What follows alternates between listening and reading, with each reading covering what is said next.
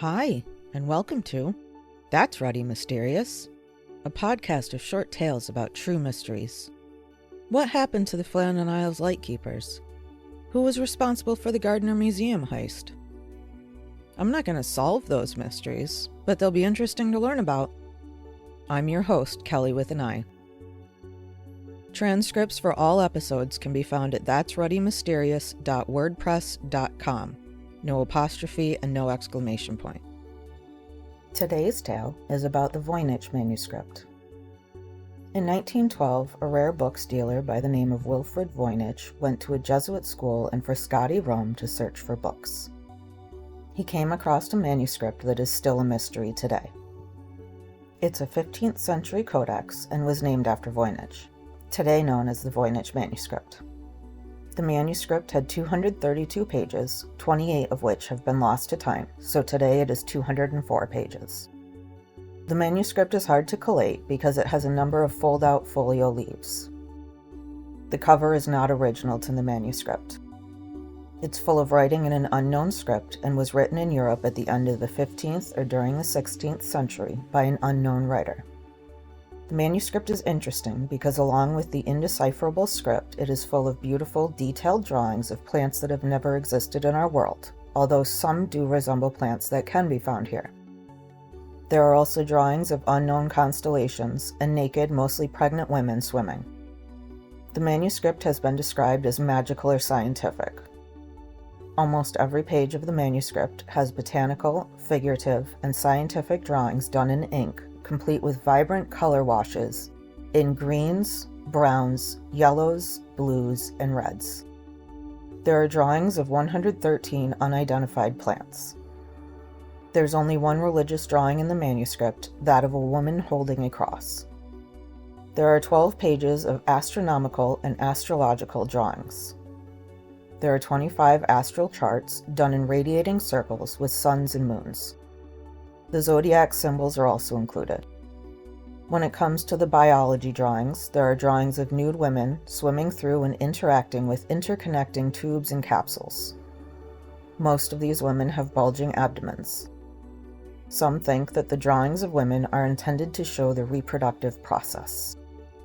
There are 9 elaborate cosmological medallions. There are pharmaceutical drawings of more than 100 medicinal herbs and roots with containers seeming to show how they should be mixed. There are pages upon pages of indecipherable text. Some think the text might be recipes. On the text pages, star-like flowers are in the margins marking every entry. Historians and researchers have been trying to figure out who wrote the manuscript. For a while, it was believed Roger Bacon had written it. Bacon lived from approximately 1220 to 1292. The manuscript is full of themes that interested Bacon, such as the elixir of life. The final leaf in the manuscript begins "To me, Roger Bacon," but this could have been copied from an earlier cipher. Roger Bacon had written similar manuscripts, but the Voynich manuscript was created hundreds of years after his death. The alphabet used in the manuscript includes the letters J, V, and W, which did not exist during Bacon's life. There's also a drawing of a clock in the manuscript. The clock has 2 hands, making it a 15th century style clock. Some of the plants that we can identify were not brought to Europe until after Christopher Columbus came to the Americas in the late 1400s. Finally, testing proved the manuscript was created after Bacon's time. Radiocarbon dating was done, and according to that testing, the manuscript dates back to the early 15th century. Chemical testing was able to determine that the drawings and writing were done at the same time.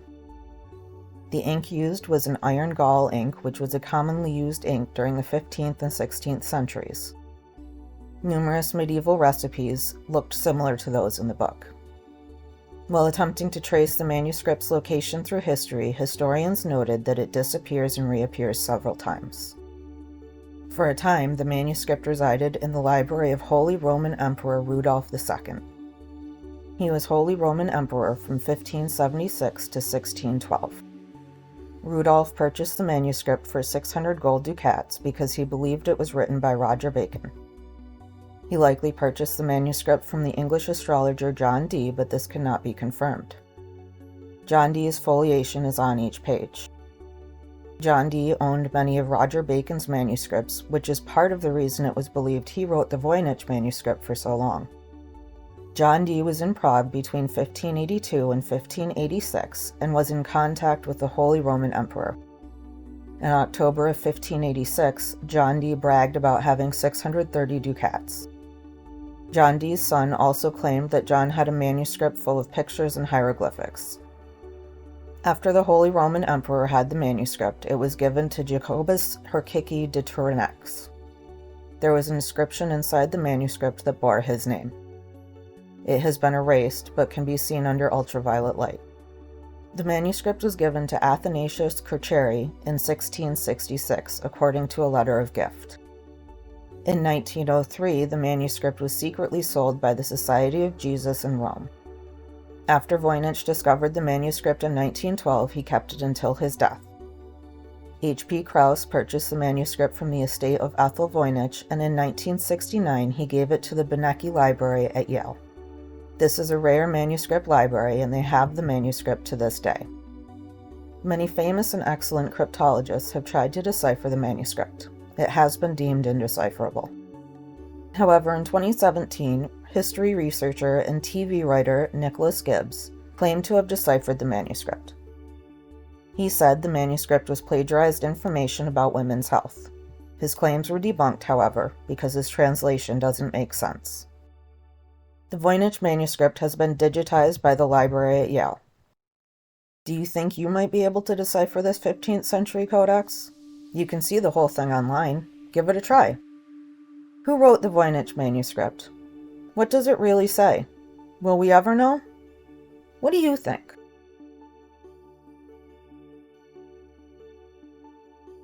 If you're listening on Spotify, scroll down and let me know what you think.